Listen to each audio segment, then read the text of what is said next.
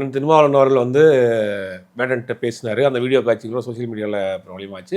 அவர் சொன்ன முக்கியமான ஒரு விஷயம் என்ன சொல்கிறார் அப்படின்னா, நாங்கள் களத்தில் செய்யக்கூடிய வேலையை நீங்கள் வந்து ஸ்டேஜில் செய்கிறீங்க. நாங்கள் களத்தில் இறங்கி பேசக்கூடிய பேசக்கூடிய விஷயங்கள் நீங்கள் பாட்டாக கொண்டு போய் சேர்க்குறீங்க. உண்மையிலேயே அப்படின்னே அவர் சொல்கிறார், ஐயா உங்களை பார்த்தா எங்களுக்கு தைரியமே வந்துச்சு, நீங்களாம் ஒரு பெரிய இன்ஸ்பிரேஷன் அப்படிங்கிறாரு. ஒரு நல்லா தமிழ் பேசுகிறார். அதுவும் தூய தமிழ் ஐயாங்கிற வார்த்தையெல்லாம் பயன்படுத்தி பேசுறாரு. ஈழத்தமிழர்களுக்காகவே உள்ள ஒரு ஒரு வார்த்தைகள் இருக்கும்ல சார், அவங்க பிரயோகிக்கிற வார்த்தைகள் இருக்கும் இல்ல சார், அது ரொம்ப சர்வசாதாரணமா அவர் பேசுறாரு சார். மலையாளம் ஆக்சென்ட்டை விட ஈழத்தமிழர்கள் தமிழோட ஆக்சென்ட். நீங்க கோயம்புத்தூர் கன்னியாகுமரி நாகர்கோவில் சைட்ல பாத்தீங்கன்னா அவங்க ஈழத்தமிழர் மாதிரியே பேசுவாங்க. அவங்க பேச்சு அது தமிழும் மலையாளம் கலந்து இருக்கும். அது அவங்கள டக்குன்னு நீங்க பாக்குறீங்கன்னா நீங்க வந்து கன்னியாகுமரியான்றாங்க.